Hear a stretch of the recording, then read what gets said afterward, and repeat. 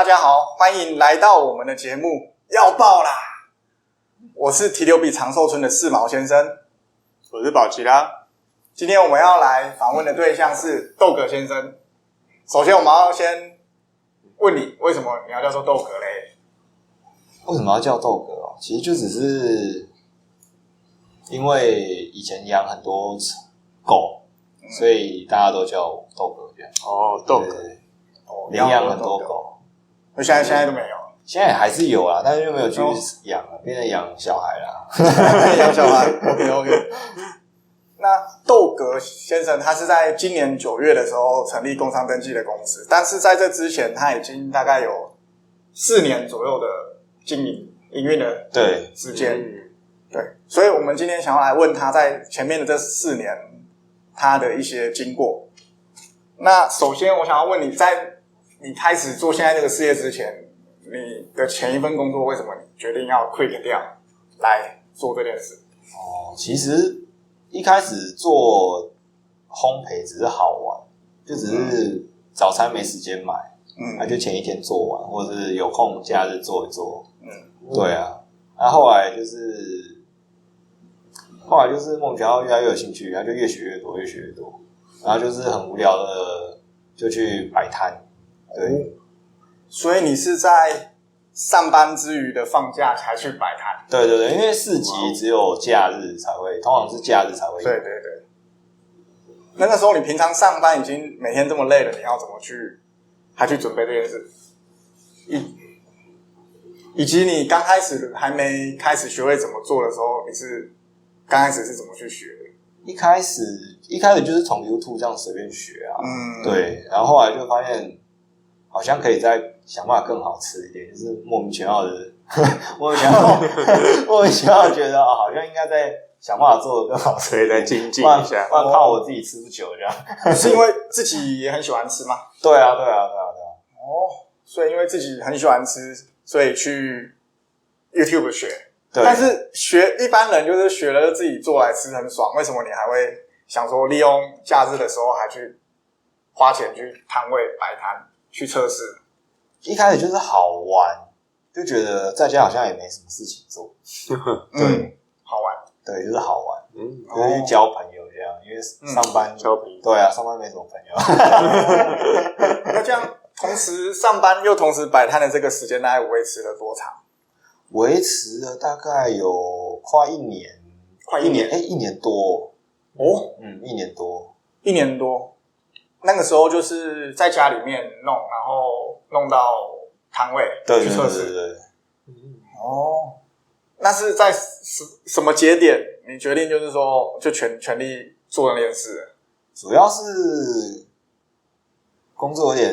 原本的工作有点乏了。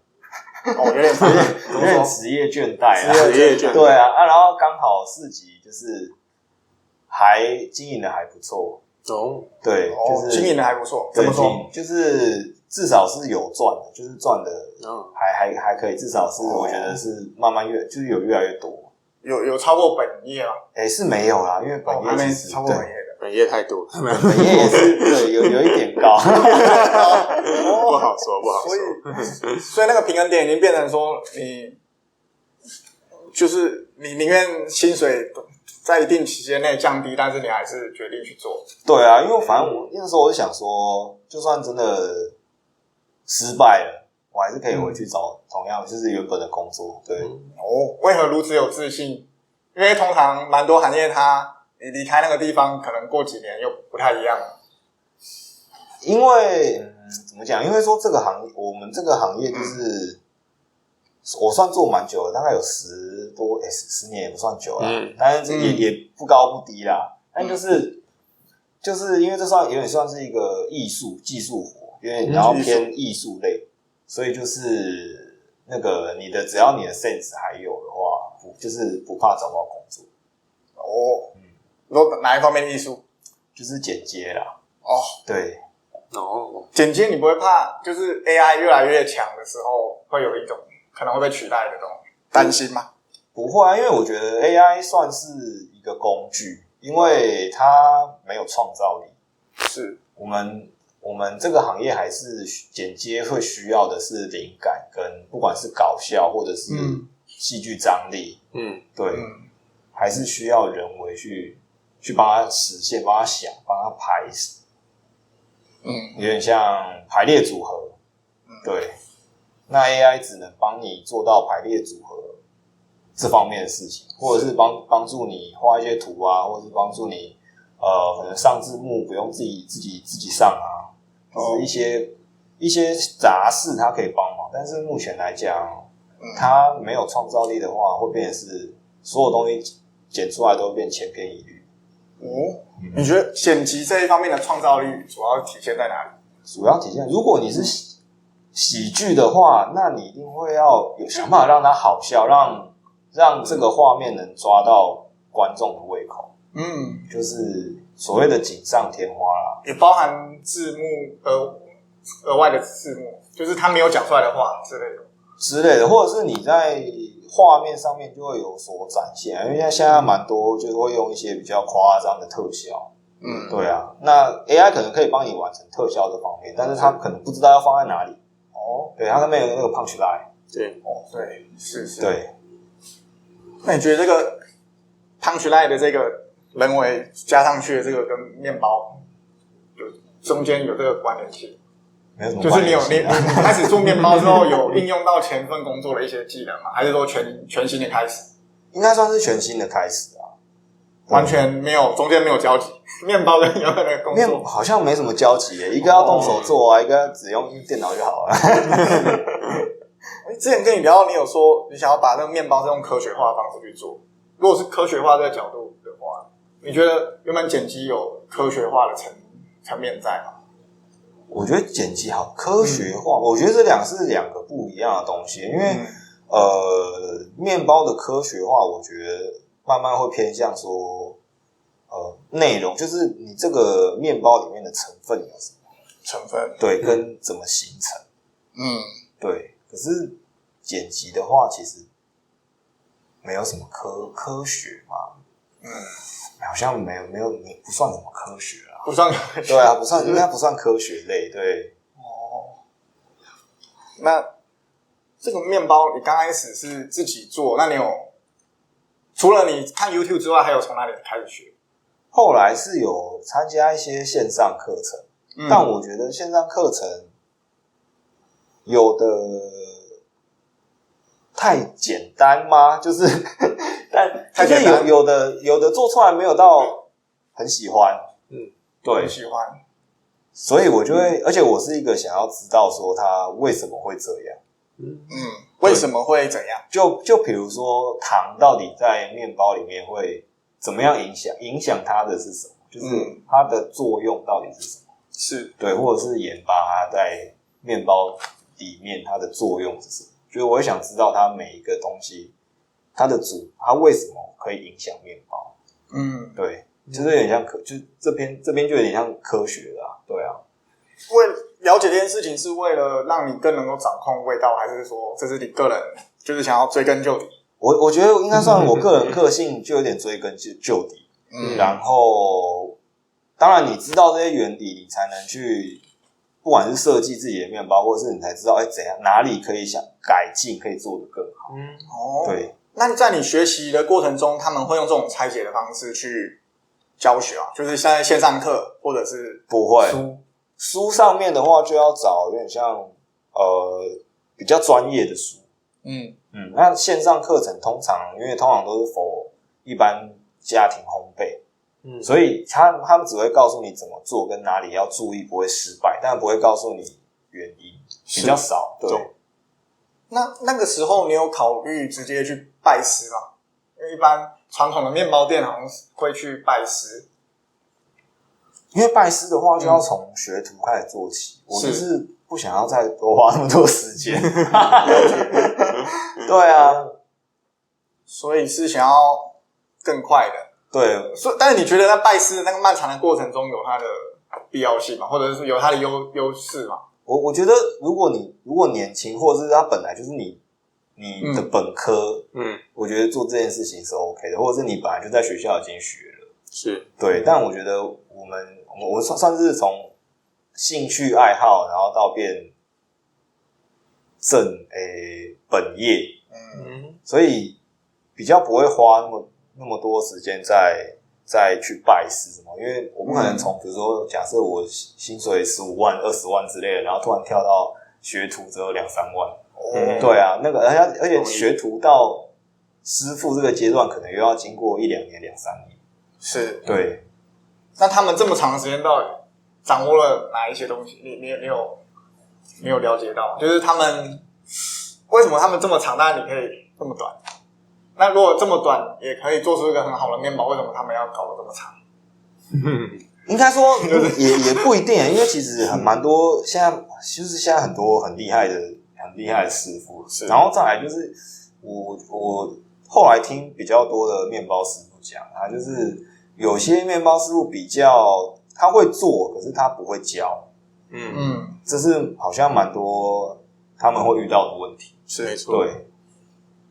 那我自己是比较喜欢，我先从原理搞懂，我再去调整我原来有的配方，或者是其他老师的配方，然后来试试看好不好，有没有更好吃这样子。对，就是比较速成嘛。了解。但是那时候跟你聊到，你好像有去跟一个很厉害的老师学了一个短期的那一个课，想要让你聊聊看那一方面收获。等一下哪一个课啊？后来有一款面包叫什么？有一款，因为我后来跟蛮多老师有个女老师还是潘纳朵尼，对潘纳朵尼，对，可以聊聊潘纳朵尼。潘纳朵尼它就是一款后来发现是一款蛮迷人的面包，因为它从它到制作需要花3天的时间，就是3天对发酵嘛，发酵跟制作总共要花3天的时间，对，因为像它总共要3次发酵，大概3次啊，第一次差不多要12个小时，然后第二次1个小时到2个小时之间，再来可能是最后一次发酵，可能是差不多4到6个小时，然后烤完之后，因为它这个面包非常的软，所以它要吊挂1个晚上，让它定型感觉。吊挂是什么意思？就是要把它倒过来，吊着，把面包倒过来，把面包吊过来。那原本面包就是摆在盘子上，一般面包出炉就是摆在盘子上就可以了。那它是吊起来发酵，像腊肉那样。对，像腊肉，但它是吊起来让它凉，放凉，放凉要吊起来。所以那是第2阶段发酵。这没有，这已经烤完了，刚刚那边已经烤完了，烤完还要烤完之后还要再吊挂1个晚上。这个凉的原理是什么？因为它太软了，如果你让它正着放，它会往下塌，会塌，扁掉。对，它会扁掉。所以要把它倒挂，它才会对，它才会维持它的形状，维持形状。但它不会变长吗？因为它倒挂变成一个不会变长，不会变长，没有延展性就好。OK。所以你刚刚说它的迷人之处，最大的迷人之处，你觉得是？发酵的味道，因为它是全部用天然酵，不能说天然酵母，就是野生酵母制作，它比较传统的制成不会用商业酵母。可以聊聊野生酵母跟商业酵母这一块。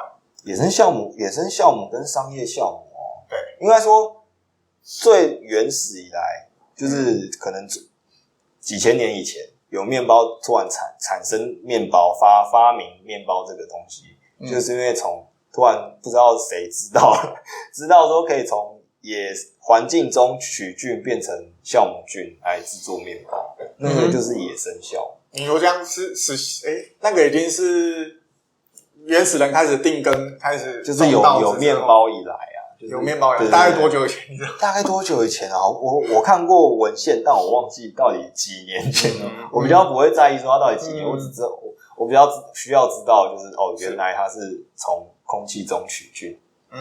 对，怎样的空气？哪个地区的空气？其实都可以，只要是自然环境中的空气。台湾的呢？台湾也一样可以啊，只要有空气、有水，然后有可以让它落菌的地方。所以用台湾取菌的面包吗？有啊，就是蛮多人现在有的蛮多自己家庭烘焙，也蛮多人是自己在养酵母。但是他比较多是用接别人的老面去做，是不是？没有，一样是从面粉加水，或者是从水果加水让它发酵取菌。了解。对。那在这个取菌的全世界的有没有个殿堂级的地方？就是世界各地的菌相，空气菌相差这么多？好像没有，因为其实不太会有人真的去送到实验室说，我自己取的这些菌里面到底含有多少什么成分的菌，什么成分的菌，什么成分的菌。对，我们大概只会知道它一定会有的是乳酸菌跟醋酸菌，可是乳酸菌跟醋酸菌的，它只是一个，因为像广义，它里面有很多细项嘛，是对，很多不一样的乳酸菌，是对，跟不一样的其他菌，对，但不会有人真的送到实验室说，我这里面到底有含哪一种乳酸菌，哪一种乳酸菌，哪一种乳酸菌。但如果是这样的话，在以科学化的方式去思考的话，它在发酵的那个阶段，如果有会产生毒素的杂菌干扰的话，一般都是怎么去处理？我说要怎么，应该说怎么去分辨？如果不用验菌的方式，用吃的还用看的？用吃的、用看的都可以看得出来，因为如果有杂菌或坏菌的话，那你养的那个菌就会发霉。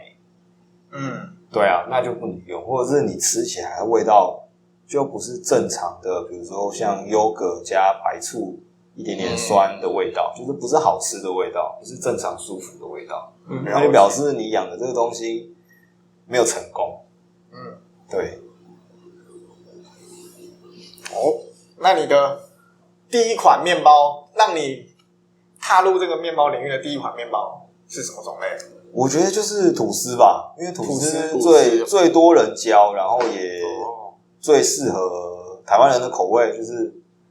所以你自己是因为你自己最喜欢的面包是吐司吗？还是潘纳多尼？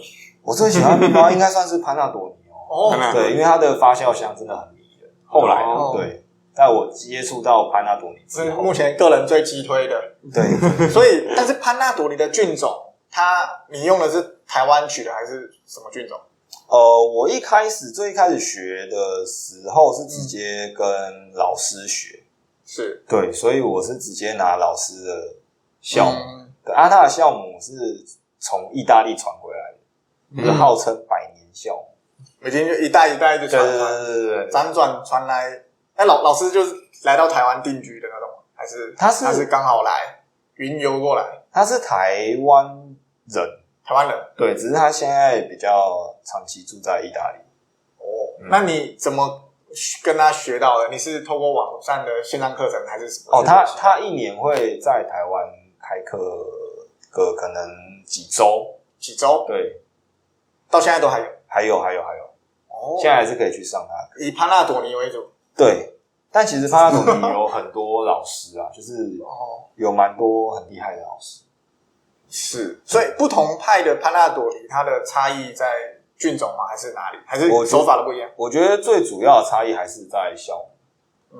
对，酵母，对，不同地区的，不同形态的酵母，因为像有的是用固态，有的是用水式酵母，然后有的是用异种，对，我知道的是大概这3类。水式跟异种差在哪里？固态比较好理解，可能固态是那种粉状的，是不是？固态它其实就是一颗很硬的面团，你可以把它这样想，就是一颗很硬的面团，干巴了。也没有干巴，它就是水分很少的一个面团。所以就是被风干的吗？一款面团人家把它风干吗？应该说你就是酵母加很少量的水，然后加面粉，然后硬把它揉在一起。对，然后再放着让它发酵。干式。简单讲是这样子。对，但是干式也要一直养下去。它如果一块放在空气中，它可以保存多久？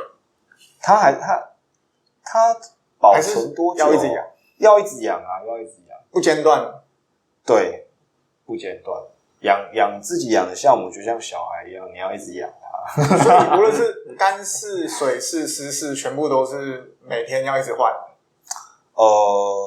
要看因为每一种的做法都不太一样。像水式就是需要在蛮固定的温度跟跟固定的时间去照顾它。对。那异种的话，可能异种是比较轻松一点，是，对，可能2-3天再看它一次，或1个礼拜看它一次，再喂它吃个饭也可以。对。所以你选的是异种？我水柿跟异种都有这两，主要是这两种。对。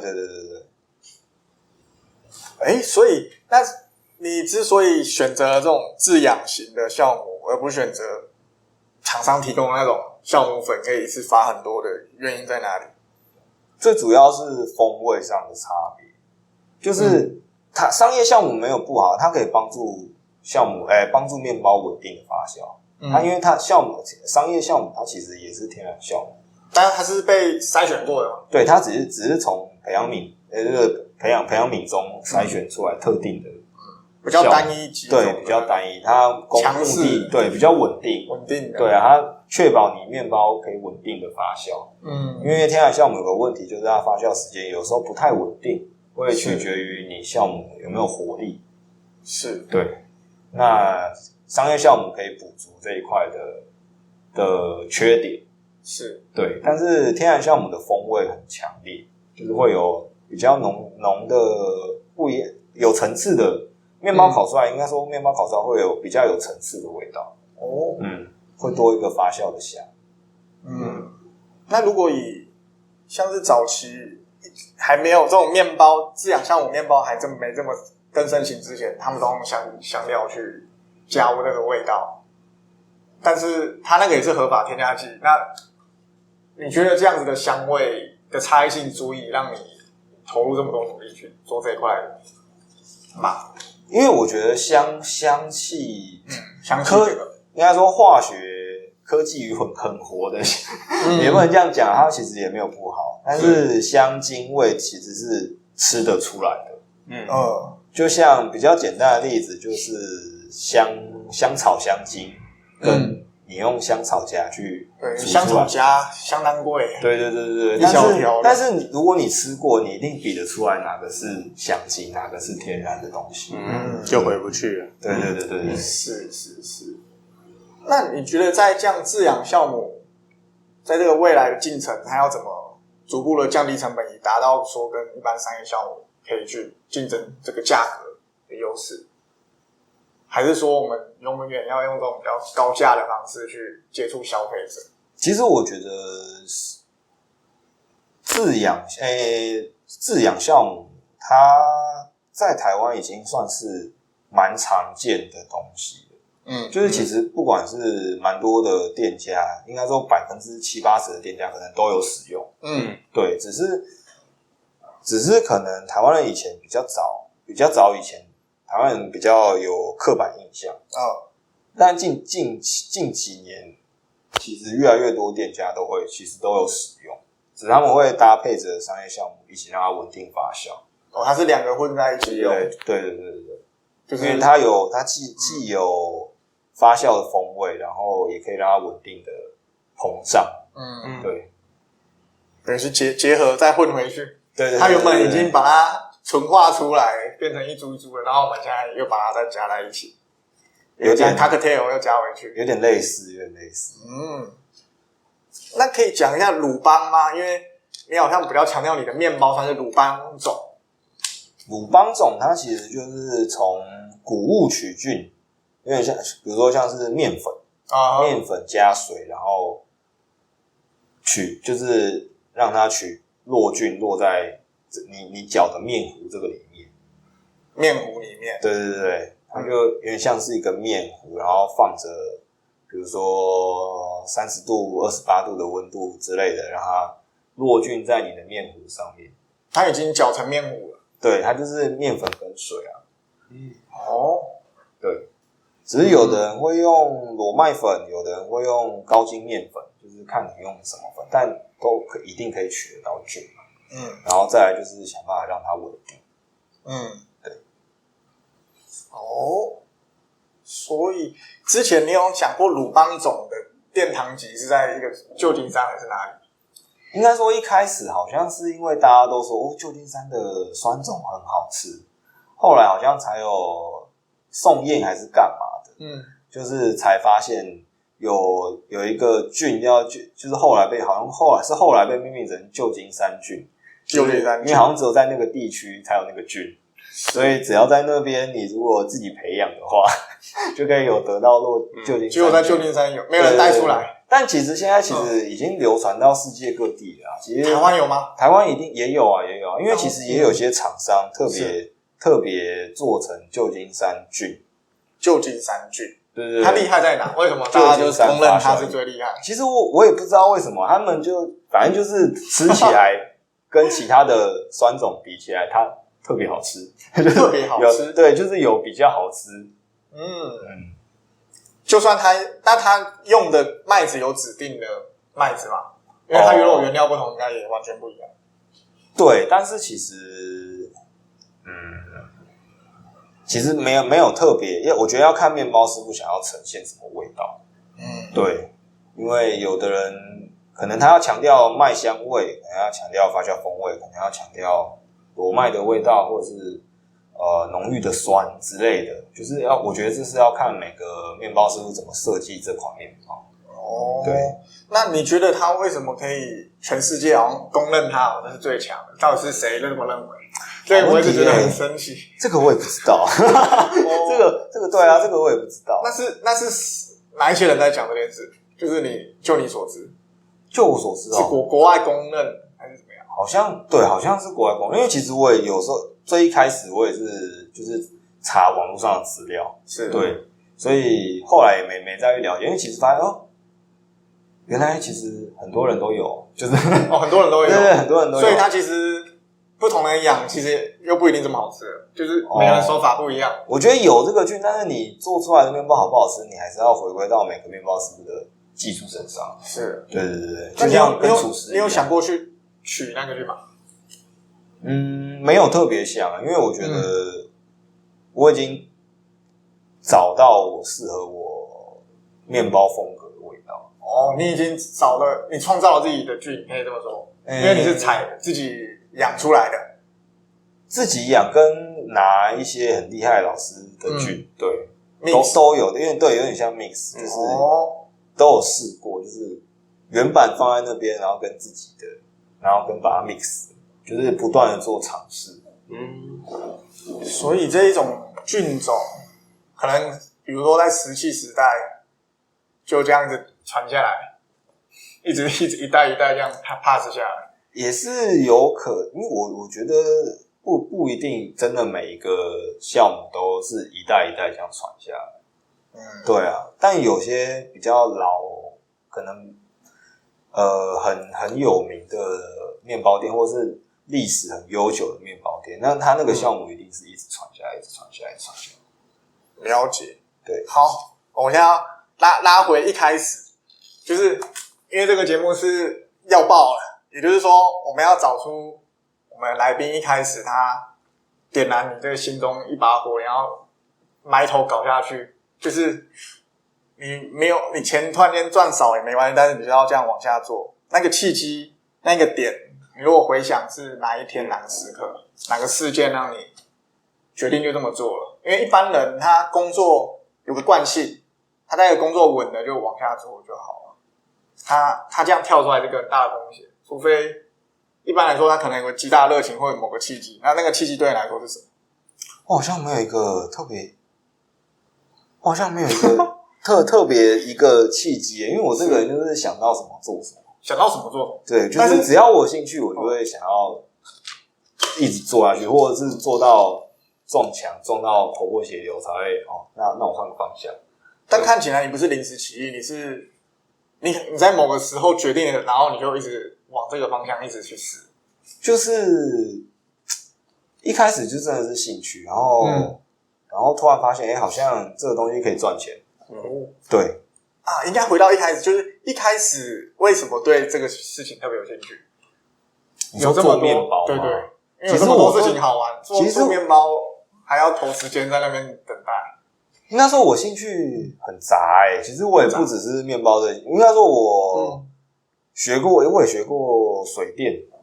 水电，哦，对，也是看 YouTube， 因为一开始就想说，水电说拿家里的水水电自己对，就是突然觉得这个水龙头要换，这个看不过去，真想学。对，就是觉得很有兴趣，想要自己来，对，就把自己家里所有的水龙头都换。所以你大部分事情都喜欢自己来。对，我喜欢自己做，我就想说，别人做到，我应该也可以试试看吧。做不到就算了嘛，就好玩有趣，先做了再说。那你换了第一个水龙头，应该有记得先去关水塔吧？然后还好我们都有三角防了，直接锁起来，不用特别去跑到顶楼关。我第一个换的时候就喷了乱七八糟，吓死了。还好我们本来都有配三角防了，那就把它关起来就好。所以，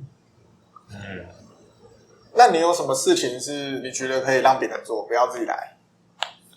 就是如果真的做不到的事情，比如说，像水电的话，电我就不行，我怕被电死。电还是比较危险一点，感觉需要会死亡更深厚的专业，生命危险。对，它水龙头就算真的没关，顶多会喷一身湿。对，但如果电没接好，可能会触电。我就是试错没有生命安全问题的就可以做，就都可以弄。对，都可以试一波。那除了水电呢？我也蛮喜欢煮菜。煮菜。对，就是各种台式、西式。对。这感觉也是一个可以一直往下变成生意的，但是你后来两个中间为什么你选了面包？好问题耶，我也不知道因为菜绝对是一种更大众的，但是菜我觉得是菜没办法很难摆摊啊，因为我主要是因为一开始好玩就去市集顺便交朋友，是，对，所以你刚开始去市集是以交朋友的心态，先不管赚不赚钱，对，但是你做了那些面包要花钱啊，重点是，但是其实因为好玩啊，怎样好玩？因为其实一开始市集就想说好玩而已，所以其实做的没有很多，就是数量跟品相都没有很多。一开始就是什么吐司啊、奶酥啊，然后盐可颂啊、肉桂卷啊，或者是一些小饼干啊，对啊，数量也都没有很多，因为家里的烤箱其实蛮小，没有不像商用烤箱。你是用家用型的那种桌上型烤箱吗？对，桌上型那种42、52的那种烤箱，所以一开始量也没有很多，就真的只是去玩的。所以刚开始那个趣味性是跟客人的互动，还是说跟隔壁摊聊天？都有啊，因为有的人真的会问这面包怎么做的。我是这样做，我觉得一开始很有兴趣跟人家介绍的。那他们对你的口味也都给予正面回馈？当然一开始没有，一开始就是真的是好玩，因为买过的人就这样走啦，就是对。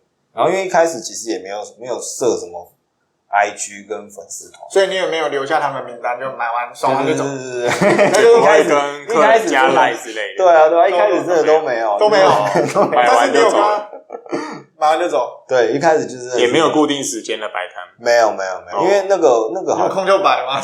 对，因为他就是我就是去看那个什么台湾市集网站，就是会有很多的那个创办人嘛，反正就是开办这个市集的人就会公告说我几月几号在哪边有市集，是都要钱费用的吗？对，要费用。通常要落在什么区间？通常大概800到1000，一整天1200那1500之类的。那这样大家卖多少颗面包才能刚好打平？我那时候真的没想过但其实都是亏啦，应该都是亏啦。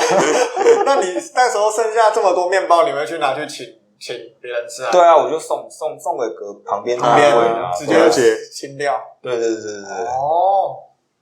那个时候你在摆摊的时候就已经结婚了吗？对。那时候你太太跟你一起吗？对啊，我们就2个人一起去，孩子也一起。孩子也一起，孩子也一起，很棒。有的时候孩子会给那个家里人带啊，但有的时候就会他也觉得好玩。他会卖到这么小，他会说来看看来看哦。对，那时候多大？那时候2岁3岁，2岁3岁，对2岁。所以跟家人一起呢。对。哇，有趣，就是好玩，不然他有时候不知道带他去哪里玩。那这个好玩的过程中，在什么时候开始实变成你想要把它搞成一番生意呢？后来就真的是刚好旁边摊位，就是有问说能不能帮他做面包。帮谁做面包？就是帮那个摊位，因为那个摊位我记得好像是卖什么汉堡，卖汉堡。对对对，卖汉堡。是餐车吗？对，餐车类的。对。然后就问说能不能帮他做汉堡？做汉堡。对，他说他就问说因为那时候一开始产量还不够大，我跟他说，我就一开始就先跟他讲我可能做不到你要的量。对啊，因为我只有一个烤箱。后来他就说没关系，能出几颗就出几个，其他再跟他原本的那边，就是原本他有供应商叫。对，就他原本也有，我不知道他找谁啊，反正他原本就没办法卖。对，他原本就不然他就不会在那边卖。对啊。OK， 只是他就问说能不能帮他做一些，比如说像竹炭，对，就是黑色竹炭的面包，就是汉堡。他想要一些特别，对，他想要一些特别，比较客制化，然后又知道你有能力做，对，他就说不然研究看看，我说好啊，反正就好玩，对，也是自己想研究，就在产业叫 POC， prototype， 对。所以那个时候，你觉得他会请你做，另外原因有没有可能是你可以一次批量比较小？对，我觉得这样有个好处就是我也其实也不用担心说。有没有客人？对啊，因为我就有稳定说我这个礼拜就是做几个，就是固定的订单这样。对。我是说那个汉堡，找你做汉堡的，他找你一来，可能他是吃过你的面包好吃，对，就是其实就是卖不完送给他吃。然后他刚开始原本他的供应商是没有那一款的，对，他就是一般早餐店蛮常看到的，就是那一种。对，了解。所以是从一个，但是既然如此，他为什么会想得到想要用做竹炭？这是您给他的建议，还是说他来问的？他直接问你，他就要竹炭。对，他说能不能做就是客制化？他先问你客制化，他是先问客制化。是。那刚开始最少的客制化，你是以大概几颗为单位出给他？还是说就是散批就几颗先试试看？一开始就先做个就是我们讨论了2-3次吧，才确定说要什么状态的什么口感的面包体。对，就是反正就做了给他吃干。我就问你这样好不好吃？这样好不好吃？对，他说那烤箱要再软一点之类的。对，我就再调整。所以那时候没有直接就扔到摊位上，直接就给客人吃了。没有，先是测试，对，后台测试。对啊。那再后来呢？他就开始更大量了吗？还是？对，他就说好像就这个口味你就看，反正因为他也是假日跑餐车市集这样。那他平日呢？平日他好像一开始，因为他好像也算是刚做还是干嘛，我不太确定。对，反正他一开始出摊没有很多，所以这样子，他刚开始的需求量应该也没有很多。对，一开始好像只有60个吧，我记得好像是60。你说一个礼拜？对，一个礼拜60。对，那这样子一路，那这样子应该还不足以让你决定要成立一个公司。对啊，没错。是后来发现，好像这样也不是个办法，这样玩下去，后来就开始慢慢就是有了 FB 跟 IG， 就是终于有一个对，终于想到说要做这件几年的事情，其实大概过了3个月吧，20多少的事啊？2019、18、19，差不多3年多前，4年前，差不多了，对。然后那时候设了 FB 跟 IG， 对，然后呢？然后后来就是反正就继续这样做啊，就说可以参考一下，我们就是可以喜欢就可以关注一下我们的 IG 之类的，就是在4级那时候。这样是从开始摆4级到开 IG 是大概多久？大概三个月左右，差不多。哦，那其实也蛮快的。因为好像想说，对，这样，因为我老婆就说啊，你这样没人找得到你啊。好像对哦。客人说下次什么时候可以再来买？对，不知道。随缘。对，所以后来才真的哦，好啊，弄一个 IG 跟FB，不然真的有缘再相见，真的是。那时候大家哪一边增长的比较快？你觉得哪一边增长的比较快？因为他会比较透过哪里跟你联络 ？IG 反而比较多 ，IG 反而比较多，反而不是 Facebook。所以他现在 Facebook 好像真的越来越少人用。那大概都是什么年龄段的人？都比较像是上班族的，男女不拘的，女生还是偏多，女生偏多。对。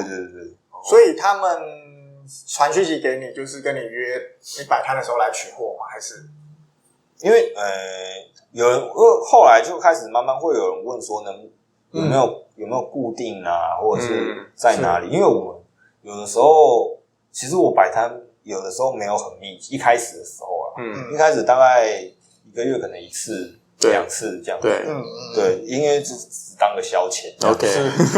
然后后来慢慢开始问说啊，什么时候还有摆摊？然后就想说，好像真的有人喜欢哦，真的有人喜欢，对，好像真的有人喜欢哦，对。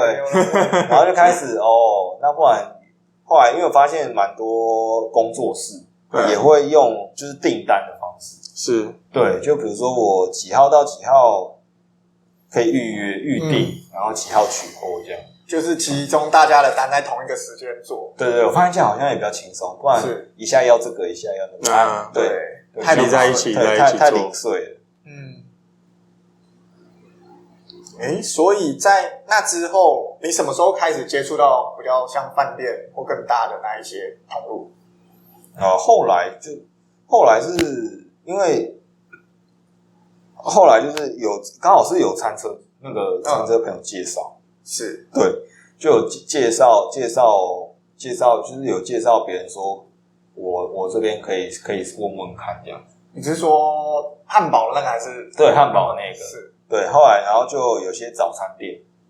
是他认识的早餐店。对。认识的早餐店。口碑。对。然后就开始慢慢这样问，有的真的量太大，我也没办法做。就是一开始对，因为像有的早餐店那真的哇，是一次就好几十条还是干嘛的？我那时候我烤箱，后来我真的买了，我总共买了4台烤箱，就是都是家用型的啦，但是还是不足以支持那个量啊。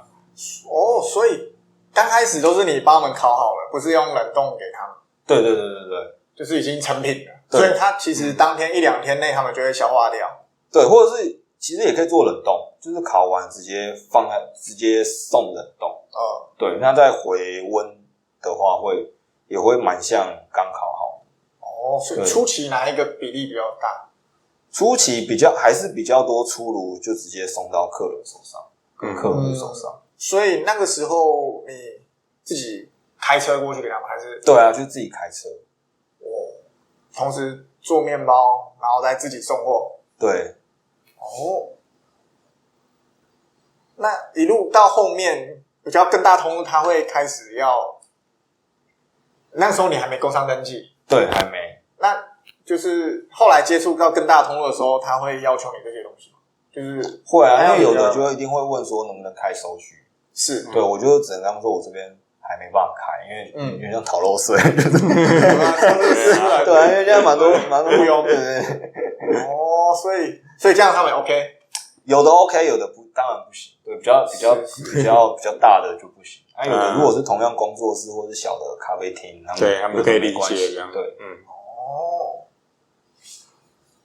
所以一直到今年是什么样的契机？你决定就是要把它工商登记给它成立下去，然后开始要付一些基本的费用，因为发现好像有点做不完，就是面包会做不完。面包会做不完。对，因为4台小烤箱真的其实能烤的面包，就是比如说我一次出100颗好了，对，我我4个烤箱，一个烤箱放5个，我4个烤箱只能放20个。我一 run 就是20个。对啊，那我5 run 我要我要烤很久而且还是一个品相而已。是一 run 大概要多久？对，大概多久？一 run 这样，如果一直接的话，大概从做到结束，大概要5个多小时哦。那一天大概顶多2 run。对啊，所以一天只能2 run。对啊，就是听起来没有，但是你其中可以一直接，就是一直接的话是，比如说我一个面包烤12分钟，对啊，或者是8分钟，我可以烤完就接。OK， 对，但5轮的话就是12乘5嘛，对，前面大概3个半到4个小时，准备工作对是另外一个时间，对，放下去烤大概10几分钟、10几分钟这样一层，是，所以就是花很多时间成本在这上面，就觉得这样好像不太行。那时候都是一个人，完全一个人在搞这件事。对，换那个炉，所以那时候觉得做不过来的时候呢，我想说那是不是因为那时候想说好像也没什么办法，做不过来就做不过来，做不过来就做，就是也没办法，因为我就没那么多烤箱啊，就是我也没那么大的设备。对啊，后来工作就是因为工作有点做到后面，就是有点像是千篇一律了。对，原本重复性的事物了。对，有点像重复性的事。我想说，那不然试试看好了，反正真的不行，我再回去工作嘛。你说试试看什么？试试看开一间小店试试看啊。那这样跟原本的差异在哪里？我是说跟原本做不过来的差异，轻松很多啊。就是在烤面包这件事情上，也不算轻松很多啊，就是同样的数量，我可以在更短的时间，因为你的空间变大，对，机台变大，对，升级的设备就变商用设备，对，商用设备，人力也是有差吗？还是只有设备的部分？人力也是有差，OK， 人力也升级，设备也升级，对，就是全面升级，做面包也变舒服了，环境，对，所以这样子的话，有个店面，所以才一定要成立一间公司，对，就一定要登记，对，因为已经变走正式了，对，走正式，所以才要登记，跑一些流程这样。那变成店面会压力比较大吗？或者说在营业额啊这些的压力反而比以前大吗？会，我觉得会，因为以前不用再付租金，对啊，对，然后因为你做订单嘛，或者是订单，或者是自己开团，那都是有多少做多少，可是店面的话就一定会有一定的量，对，一定会有损耗，所以这就是要克服的地方。你说原本是预购，有点像预购集中做，对，一次出到完，现在要展示出来。对，现在就一定要摆在台面上，一定有损耗的部分。对，一定会有损耗，会有当天卖不完，当天卖不完就只能自己消化掉。什么消化？就是送给邻居，送给别人，就是左邻右舍。对啊，因为不可能拿昨天的东西今天再来卖啊，所以口感一定会有差。所以通常都是当天就直接要把剩下全部清掉。对，每天都清掉。对，那这样会送不完，会不会送不完？其实有蛮多学校或者是李明那个会收，对，会收，可以跟他们合作。你也有这样做吗？有。这个损耗率大概各间店一般都在是怎么样？是算正常的一个状况？我说大概每天可能，我觉得应该其实我也不知道其他面包店，因为我不是，我没有在其他面包店工作过。对啊，那对你来讲，那个损耗率还可以接受，对不对？还是会有点出乎你的意料？你有算那个财务吗？还是说反正就有啊？我当然有算，自己做账，没有算也太当然有算啊。OK， 但是还可以接受啊，还可以接受的一个损耗率，就是在一个临界值，再多在一个临界值，快要让你受不了了。了解，在一个临界值，辛苦了。那在算这些东西，你有委外请会计帮吗？还是说全部自己记？全部自己记啊，因为我们算是免用统一发票，是对，所以不太需要再多，就是每个月请会计师来算这个固定的费用。对，所以就只能自己记。是用 POS 机还是？我是用 Excel 记，就是 POS 机加 Excel。对，主笔梯。POS 机可以直接帮你做成 Excel 表，绘出来。对。那绘出来你还要再做什么整理吗？要再做什么？要整理整个月份的。对，跟当日还是要看一下，有时候会看，现在有点懒得看了，就是一开始还看得很勤劳看看有没有什么缺漏或有问题，跟实际账不符，后来就算了啦。应该也是看起来品质都还可以，没有什么缺，没有什么波动都差不多。OK， 你说就是也没有上的，就是平平的。对，就是一个月算下来，平均下来的话都是差不多。你说就算算成百分比的话，你是说你会把它分摊到每个月，不是说一个月这样去比？对，但是还是要跟前一个月比嘛。但是我的意思是说，不会一天跟一天比。我了解。对，一开始很 care 这个一开始卖的好，今天卖的不好，care 自营业额是有点细，自营业额有点太细。对啊，一定是会波动的。对，后来就想说算了啦，一个月再看啦，看一个月就好了。对。那这样会有大小月吗？在面包这一个领域，我觉得还是有冬天好像比较算好卖一点。冬天我也不知道为什么。对，冬天可能大家更有食欲嘛。也是有可能。比较冷。对，节日有差吗？节日一定会有差，像是中秋节啊、圣诞节啊、新年，过春节，他们会来买你的面包送人这样吗？潘纳朵尼有。对，潘纳朵尼，对。刚刚一直没问到，可以科普一下潘纳朵尼是什么吗？我猜应该会有很多人不知道。潘纳朵尼它就是一个意大利的传统圣诞面包。OK， 对，它就是有非常多的果干，对，意大利，它从意大利过来的东西。它大概是比较软的面包吗？还是它是口感蛮像蛋糕的面包，比较像蛋糕的面包。对，它很软，很柔软，又很湿润。了解。它很厉害的是，有些人就是我自己试过啦，就是如果你没拆封，你保存30天，它不会发霉，切开来也不会，不会发霉，这么神奇？对，什么关键？我觉得关键就是还是应该说还是在酵母吧，因为你的优势菌，优势菌盖过了，对，但是它烤了不是灭量但是那个 pH 值会落在比较低酸吗？对，酸的酸性，我觉得应该是这个关系啊。虽然湿润，可是不容易发霉。对，但其实30天切开来很长30天切开来吃，它一定是干掉了。当然，应该不会发霉，对，2-3天可能水分就没有。对，大概7天，因为它的室温室温1个月，那非常厉害。对，吐司可能都没有这么会撑。吐司对就发霉。吐司我也试过，吐司大概1个礼拜，差不多7天。就会长在黑色的，对，包子出来，没错。好，那你开始这间店大概第4个月？对，这间店其实才第4个月。这样成立店这样开起来之后，营业额有显著的变化吗？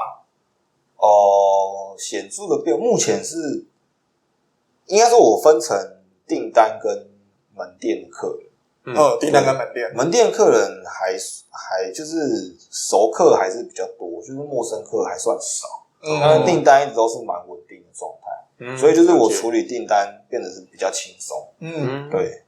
我讲到这个店，因为你原本做面包的地址离这边比较远，那个时候你在选店址的时候的考量是什么？其实我考量是以我的营收，对，就是营收去计算说我可以找大概什么样的租金，我不会活得很辛苦。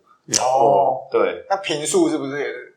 坪数的话，因为坪数大，当然租金就很贵嘛，因为现在台北市是，对，所以那时候坪数我只要能让我放得下设备。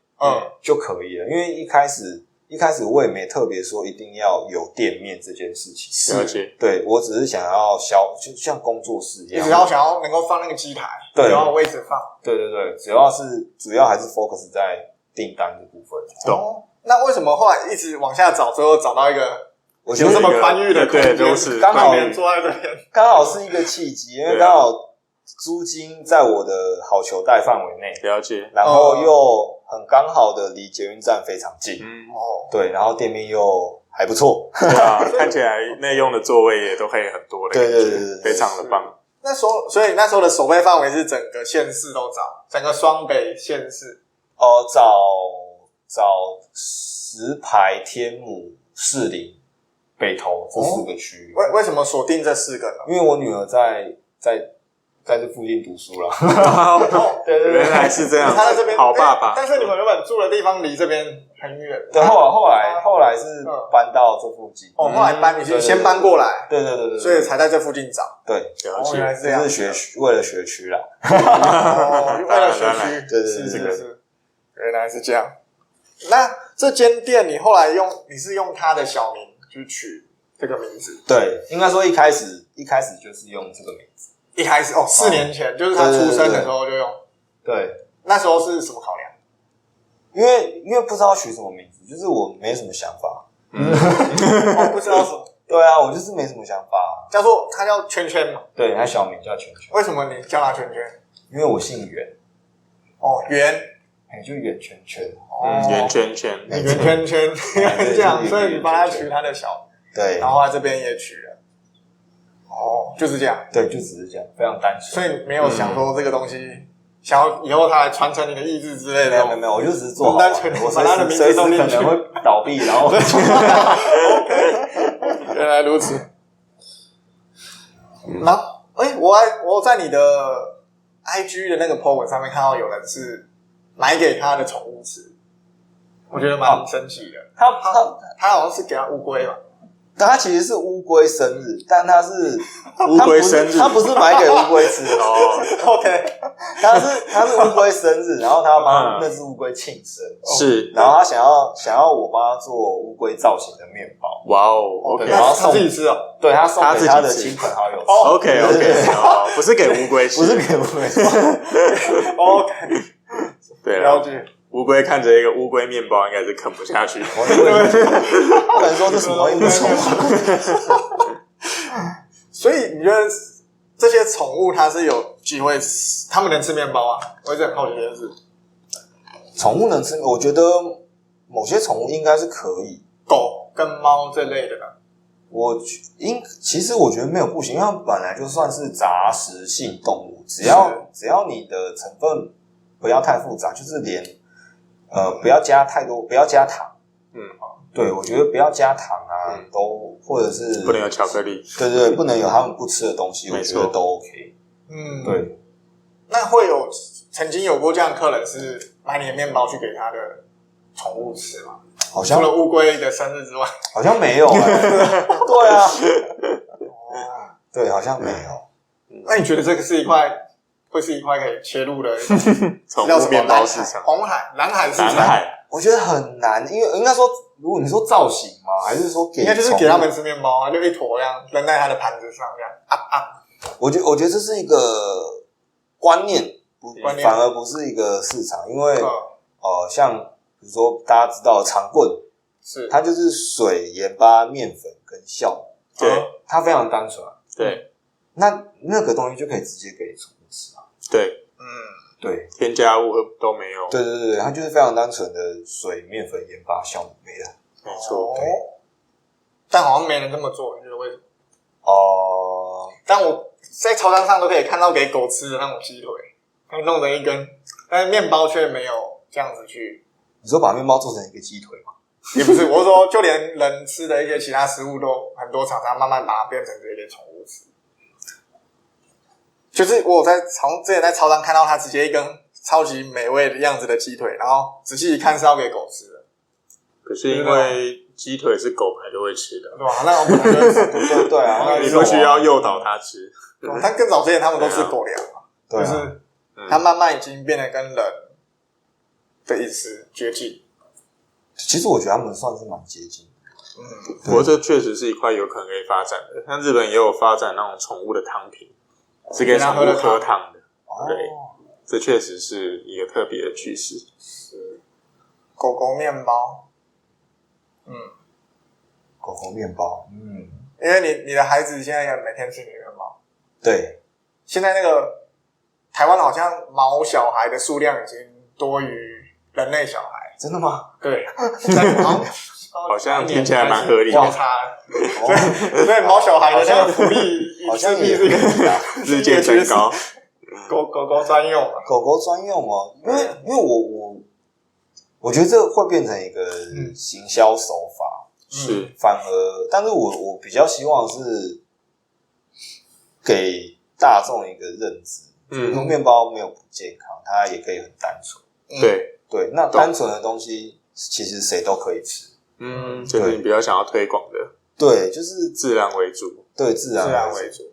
对，原料单纯。对，我觉得原料单纯，但是菌种是复合的，天然复合的。对，就是我觉得其实不用特别有什么添加物，面包一样可以很好吃，只是可能比较麻烦。对，只是比较耗时。对啊，那如果没有一定要加这样东西的话，那为什么要加？可是对我来说，我不太会嫌麻烦啊，因为原本的工作更麻烦。是，对，原本的工作更麻烦。添加物除了味道，还会提升成功率跟一些制作的时间缩短时间。对，然后也会更稳定。品质也会更稳定。品质会稳定，了解。不单纯只是味道的部分。对，就比如说，如果是超商卖，那肯定会需要保存期限长。超商好像都很短，3-5天，但是他们加了很多东西，对，反而没那么久。对啊，因为他一定会怕运送或者是有什么问题啊，或者是温度变化之类的，可能在运送过程中有什么变化或干嘛的，所以一定还是会加一些合理的添加剂。都是在合理范围内啊，但也是为了确保这个东西到消费者手上不要出现什么意外。对，不要突然说我吃到发霉，或吃到说肚子痛之类的。是，对啊，这也是保护消费者。没错，对。我想问，对你来说，蛋糕会是另外一个领域吗？因为大部分面包店有蛮多，它是也做那种也做面包，也做蛋糕。然后蛋糕就是我自己猜它是比较获利品，蛋糕就是那种，因为蛋糕一颗都可能2-3千、3-5千。蛋糕有这么贵吗？有那种大赛事的，Lady N 之类的，对，这样因为对啊，像红叶啊那一些的。但蛋糕我觉得算是，它不算是生活必需品，它不一定要每天吃。对，因为我会这样问的另外一个原因是因为。我们在饲养菌种复合的特殊，它除了风味之外，另外一个我在想它们有可能性像优酪乳、优格那样子补充进去，但是这样的唯一的可能性，可能就是用它来做那种生的蛋糕、生乳酪之类的，不需要烘焙加热的那个步骤，你觉得呢？你说比如说优酪乳打成鲜奶，就是我是说像是这种乳邦天然这样自养的菌种，如果要活的吃到我们肚子里面，它有可能用面包的形式吗？还是说它有可能用蛋糕的方式，像那种生蛋糕、生乳酪？我觉得它就不用加热。蛋糕搞不好有机会，因为你可能有人拿养乐多加在打发的鲜奶油里面之类的，但我没尝试过啊。因为我不会做蛋糕。你不是都很喜欢试试看是什么？因为我没有喜欢吃，因为说我没有喜欢吃蛋糕，所以我对蛋糕没有兴趣。所以首先你自己要先喜欢吃。对，我要先对它感兴趣。所以你所有面包，你就是目前最爱吃你的潘纳朵。对。所以吐司已经是变第二了。也没有，吐司就是日常面包，因为很好搭配啊。很好搭。对。所以整个让你。所有你现在做下来的面包，让你最有干劲的是潘纳朵里吗？对，它就是有点像是一个高消费商品，它有点像季节性的高消费商品。季节性，因为通常就只有在圣诞节会出这个面包，是1年就一次。对，平常是买不到的吗？对，平常是买不到，平常就你自己一直吃。平常就对，平常为什么？为什么你要只选那个耶诞节呢？有什么原因？应该说，我不知道是，可是你在比如说我们去意大利啊，如果你刚好圣诞节前后去的话，你会发现很多面包店，大概60%、60-70%，就是非常多面包店都摆满一整排的潘塔多。对。你是说，因为那时候大家都那样？对，因为他们的传统的庆祝面包嘛，庆祝圣诞节，在国外，对，在意大利。台湾现在也会统一一起这样行销吗？台湾也是跟着这样子行销，因为台湾好像蛮习惯这样子的行销。但是这样子一年就只卖一轮，其他时间也做得出来，为什么不做？就像那为什么中秋节一定要做蛋黄酥？我知道，但是平常他也可以吃，买得到。对啊，平常但是为什么也是我觉得是消费者习惯啊，因为中秋节就一定要买蛋黄酥。因为像你个人，你是超爱平常就可以吃的，有没有可能它变成一个日常？我觉得变成一个日常，搞不好未来有机会，因为台湾人还现在潘塔朵林也算小众，但慢慢近几年真的越来越多人知道这个东西，然后也慢慢越来越多面包店有做这个东西。那在意大利当地，他们也只有圣诞节才会推出。太神奇了。平常也是有可能有，因为我也不住意大利，对啊。对，是从意大利的那个。对啊，是。那我想问，就是你现在做到现在第4年，每一天，你基本上每一天都要去寄带去。你怎么讲？就是蓄养那个菌，你通常是怎么讲这个名词？就是蓄养，对，蓄养，或者是喂它吃饭，喂它吃饭，就是每天如一日，基本上没办法休息的情况下，你怎么维持这个干劲？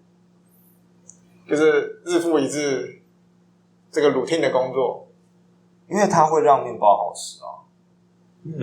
但是对你自己呢？对我自己，如果就是对我自己好像也是一样因为我必须让面包好吃。你必须要对啊，你已经赋予了自己要让面包好吃的使命。如果我做出来一个面包不好吃，那我还卖得出去吗？没办法接受卖的都不好吃。对啊，我如果都没办法过我自己这一关，这股执念，我要怎么给别人吃？所以你像孩子，每天养，每天照顾他，对啊，就像你的孩子一样，没错，不可能一天不给他吃饭，也是可以的，也是可以的。旅游的时候怎么办？旅游的时候可以先把它保存一下，放在冰箱保存之类的，回来再喂它。放在冰箱可以让它长慢一点，就是让它但饿没那么快。多久？最多饿多久？看其实要看怎么用很多种不一样的方式保存它。对，你也可以保存1个月。了解。那如果是哪一种可以保存最久？干燥吗？还是有的人会干燥，有的人会把它直接放在室温风干，然后最后再想办法救活它。是，对。那有的人是直接把它放在冰箱，其实直接放到冰箱。如果干燥过再活化，这样做出来是不是风味就变了？要不然的话，岂不是可以做很多很多的干燥分批，然后要做直接把它干燥弄出来，就像菌粉一样？但是如果不那么做的原因，是因为变了吗？因为你还是需要它有活性，它可能活性会变得比较不足，所以你要花更密集、更多时间，一直喂它吃饭，是让它重新有活力起来。是因为如果以优酪乳来说，优格这一种，一般来说，全世界几乎都是用那种粉去把它做成新的优格，面包也蛮多是这样子的。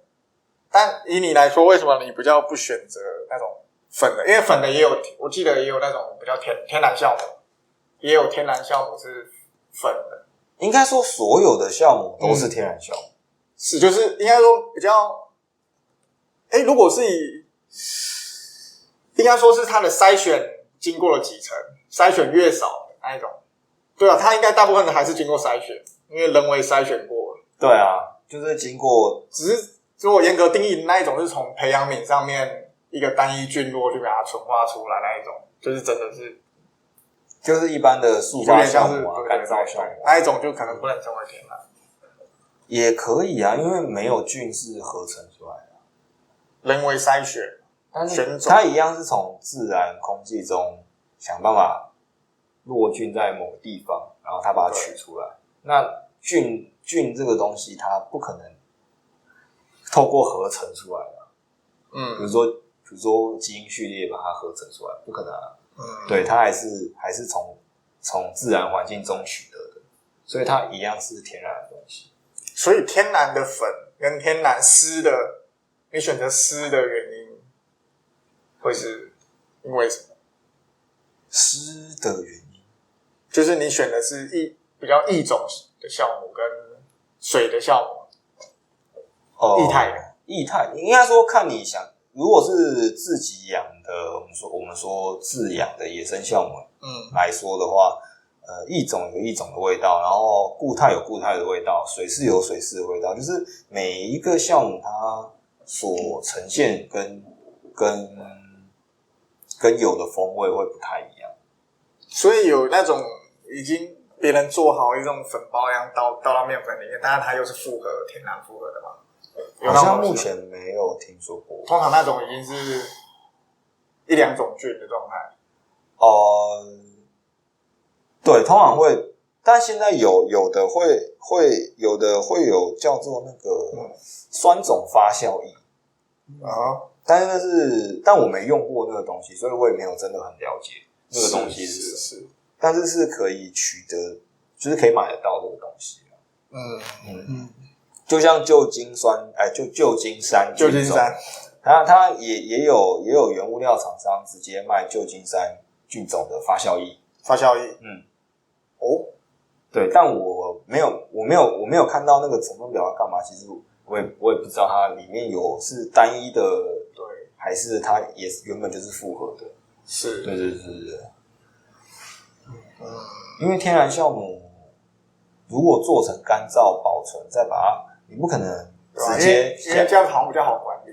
可是这样很多批干的，一包一包，可是这样就会搞出来。因为说，如果你做成风干，然后你没办法直接把它加到面粉里面啊，你直接加到面粉里面，它没有活力，就是它还要再活一轮，至少好几轮，至少10轮或是8轮，就是你要重复个很多，所以关键在于它复活速度不够快。对，现在还没达到那个可以一轮就复活了。对，没有。所以他们那种粉也是不是第一轮就可以做成面包了？如果商业酵母可以啊，但是复合的就没办法。复合的没有办法。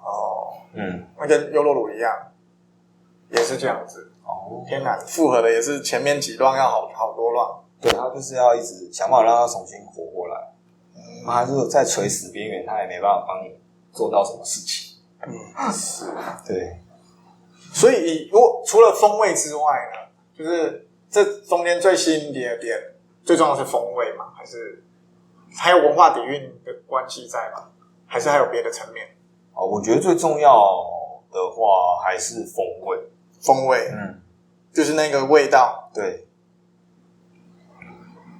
味道真的是会贯穿人一生的一种。我们现在想到小时候吃的某个东西，还可以马上想起来，如果再吃，所以真的蛮重要的，就是味道。对，味道很重要。所以同样的菌，但是用不同的手法，像帕拉朵尼吐司，各式各样的面包，它就会变好几种味道出来。还是说它都是有那个底蕴，同样的底蕴？应该这么说，要看，还是要回归到说，你吐司加了这个是希望吐司要干嘛？要，因为天然酵母也可以让它有保湿性。对。那你是要让吐司有保湿性，所以加这个东西，还是说你是让吐司有多一点发酵的味道加这个东西，都会取决于你怎么养这个酵母，要养到什么状态再加进去。对，了解。我还想要问一个问题，就是你开始做这个事业是因为你很爱面包，然后喜欢这个分享的过程。那你怎么在这个喜欢这个东西跟赚钱这两个东西做平衡？你怎么看待赚钱、家庭以及面包这三者之间的关系？我觉得应该说家庭到目前为止还算和平，没有人说你不要做了，就大家还算支持，就是还算支持，然后也蛮愿意帮忙的。所以我觉得就家庭这部分还好，就没有什么问题。那钱的话，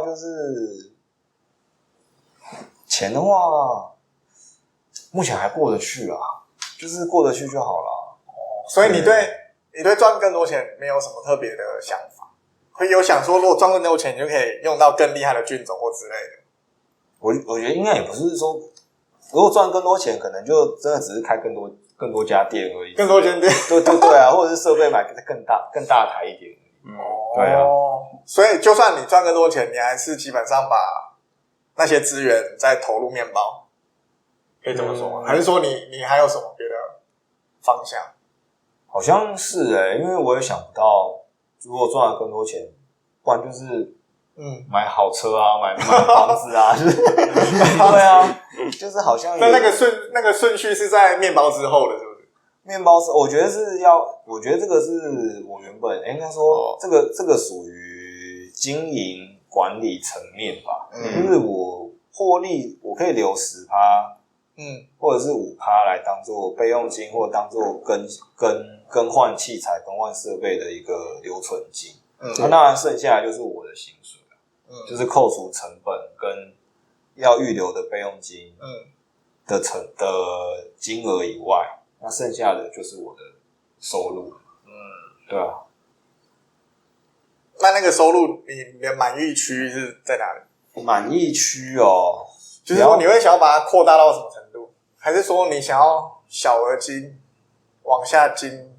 因为两个是不同方向。有些人开面包店，他是想要让它变成上市公司，所以他把它变品牌化，然后一直加盟出去。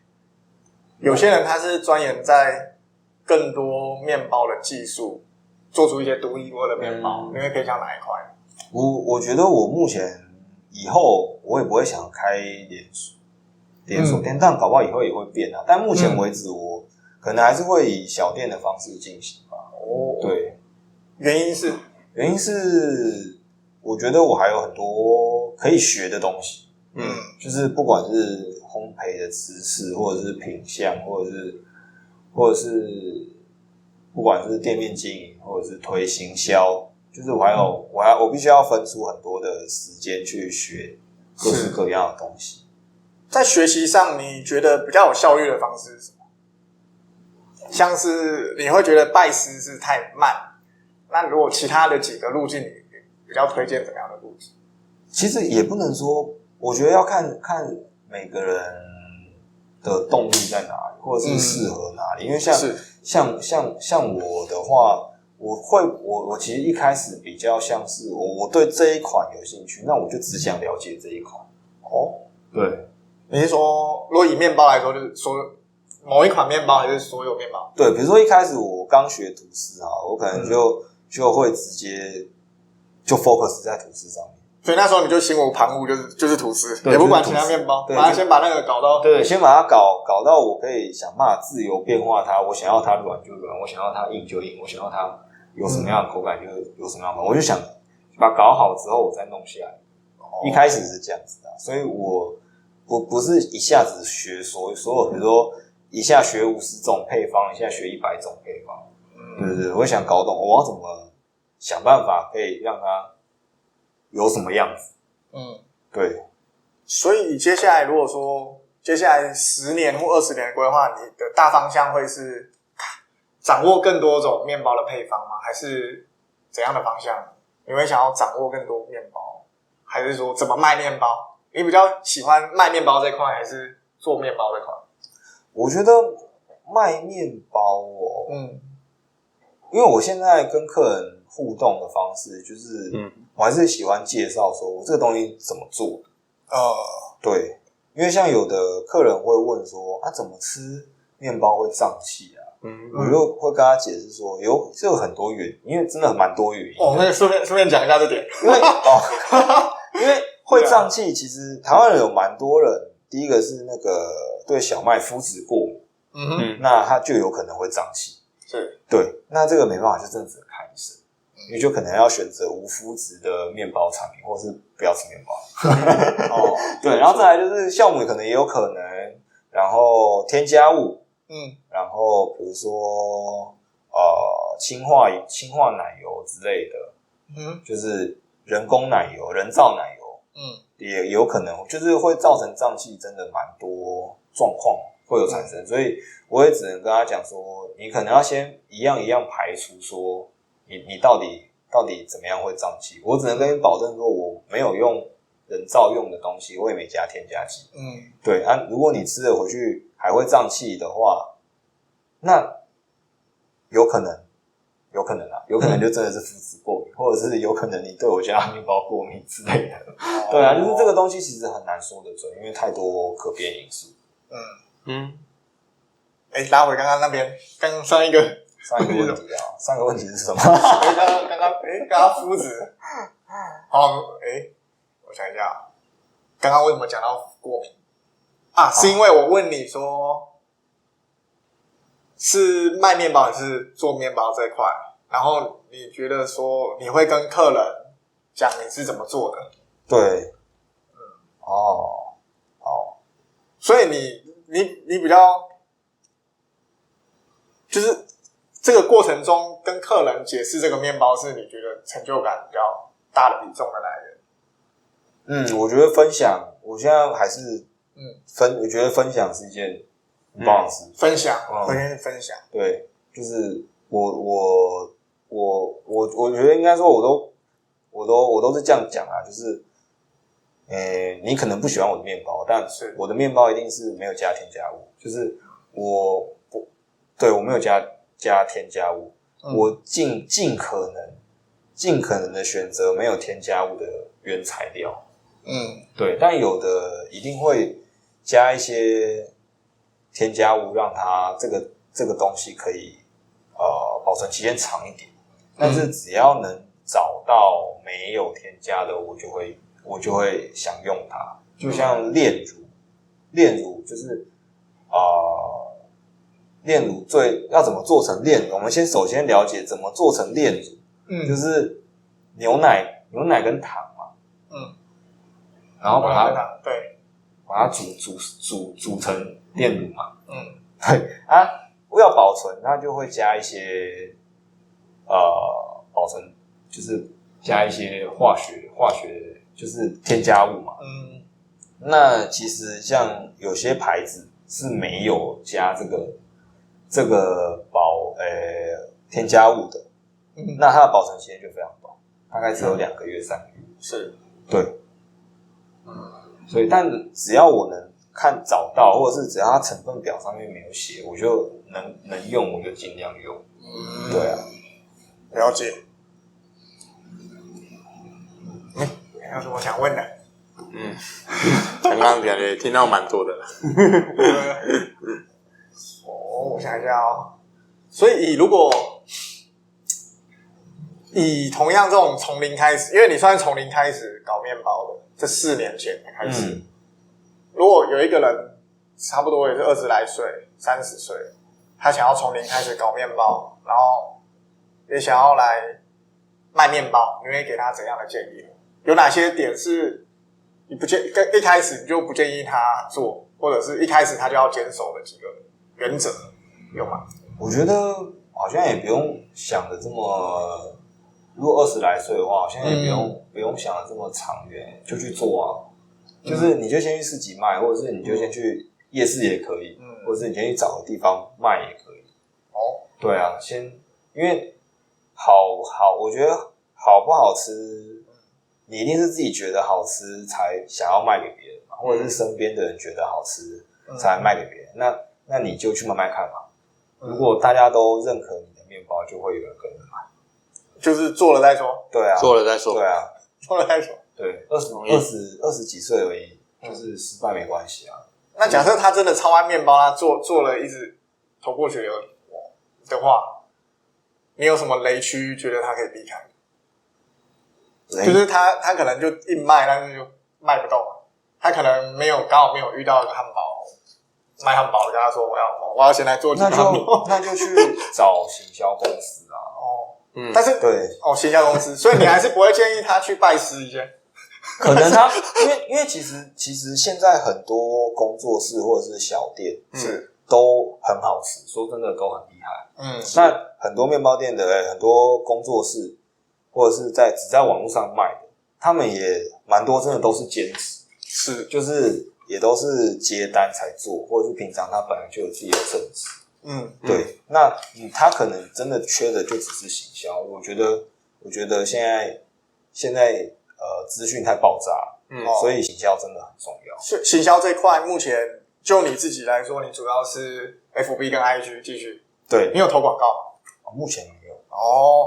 所以目前你的策略就是线下的客人，然后引回线上，还是线上会有陌生的人来吗？目前还是会，线上还是居多。线上还是居多，然后他再回到线下跟你买，还是你寄出去？如果是一般客人，不是企业的客人，一般客人的话会来现场买。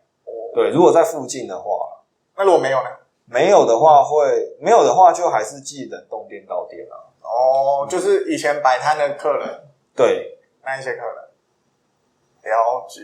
因为有的是真的住蛮远，像是新竹的也有。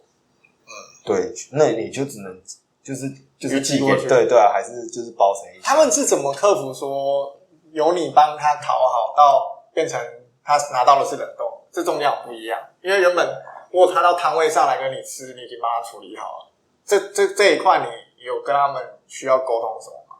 因为这完全不一样。好像没有我觉得可能是因为疫情的期间，很多人可以接受冷冻的产品。然后你的是到他们那边解冻需要烤吗？看我都会希望说客人有时间的话就回烤任何面包。是，对，但是有些还是不适合，但是大部分80%的面包我觉得都可以回烤，因为回烤可以让面包更好吃。对，但它不烤是可以直接吃的，不烤也是可以直接吃，没问题。就跟你在店里面买，然后你放着明天隔天直接吃是一样的。对。所以那中间并没有遇到什么困难，就是他从常温直接吃到冷冻自己烤，那中间大部分客人都是因为疫情的关系就接受了。对。然后就一路延续到现在。所以现在的业务的核心比例是 B to B 为主，就是对企业为主，然后 to C 才是少量吗？还是说哪个比较好 ？to C 更多？现在还是 to B 比较多。但是你更 enjoy 去跟客人说这面包的制作过程，所以好像是 to C 这块是你个人比较喜欢的嘛？对，但是对啊，就是要我觉得算是，因为我只有算是一个人嘛，所以就是太封闭的话也不太好，还是需要找人聊天啦。了解，对，但可能以后太多我可能也受不了之类的，可能对啊，但目前为止是还蛮享受一个人的平衡。对，没有想过在什么样的时机点去找小帮手吗？或者是找一个也能你的徒弟，因为你有一天也会年纪变大，还是说你想要做一辈子，就是把这技能到你老都还可以做面包，还是说你有想过把你现在学到的技能传承给另外一个徒弟，或者是你的孩子或之类的？我觉得如果有机会的话，我可能会转研发。就是我可能会把店面交给柜台，可能交给一个正职，然后面包师傅烤面包的一个正职，然后我就是比较处理研发这一块，或者是行销这一块。对，了解。你有预期在什么时机点做这种事吗？做到这个阶段，当我忙不过来的时候。那因为你现在换了大机台，然后暂且忙得过来，因为一次可以比较多。对。然后你单量又大机台也忙不过来的时候，对，等我大机台可能也忙不过来的时候，就可能真的需要有人再来帮忙。等到那时候，营业额肯定也是有成长，成长到一定的高度，就是到一定的天花板。就是一个人的天花板，那你就可能会需要第二个人来帮助你。合理。那现在就是你有一个店面选在这里，对于分别你to C 就一般客人跟to B 对那些企业来说，你分别有什么加成的帮助吗？还是说你要透过别的方式再去招揽他们？还是说因为你店在这里，所以有些加成的帮助？我觉得店在这里算是有帮助，因为第一个你有实体的店面，是其实有些比较个人的咖啡厅啊，然后早餐店啊这种，他们比较安心一点，因为像有的真的是跑过来店里，先看一看。哦，对。你会让他们进去吗？应该是会在外面看，还是说他还要进到里面？他会就是来看现场状况，来看一下店况，来看一下店长怎么样啊？比较安心，对，比较安心。那个人呢？因为刚刚你有提到说，这附近刚开始还要教育他们说，他们习惯去吃菜市场跟别的面包那一种，我觉得是你怎么克服这一点？应该算是我觉得对，应该说这刚好这个地区附近的人可能对于面包还比较停留在以前的时候，或者是就像我说的刻板印象说，它就是有很多添加物啊，热量很高啊，它不健康啊，它有什么反式脂肪酸啊，就是有各种不好的那种刻板印象。但他们来到店里，有时候也一开始会有些客人说，你面包怎么卖的比较贵一点点，就是贵一点，比外面的面包贵。我就说我用的东西算是我自己觉得比较好，比较天然，然后我都会直接切一片我喜欢吃的面包给他们吃。直接给他吃。对，我就说你喜欢你再买嘛。对，先吃。对，之前你摆摊也是先给他们吃。对，就是试吃，我就是一套手法，就是你先吃嘛，你好吃再说，用味道说话。你不好吃，你也不用 care 说我卖多少钱啊。没错。对，对于to B的客人，你也是这样吗？就是厂商，你也是先给他们采购了试吃，还是说是另外一套方法？厂商也是试吃，因为有的厂商比较像，厂商如果没有特别追求自己想要什么口味的话，那其实有比我更多便宜的选择，因为有蛮多中央工厂本来就在做这些东西，那他们可以选。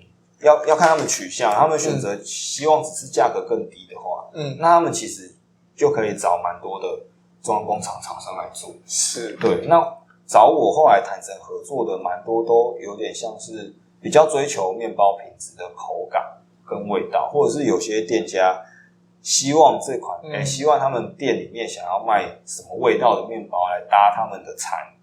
比较客制化。对，是，能够理解。对。好，今天访问的差不多，这边其他有什么要问的吗？我这边感觉了解的差不多。好，那就是今天谢谢我们的来宾豆格先生，感谢。那未来他可能又开好几间分店的时候，我们再邀请他再做下一阶段的采访，或者是创业失败啊。希望这不要到这一步。那喜欢我们的朋友，欢迎订阅我们的频道。我们下一期再见，拜拜。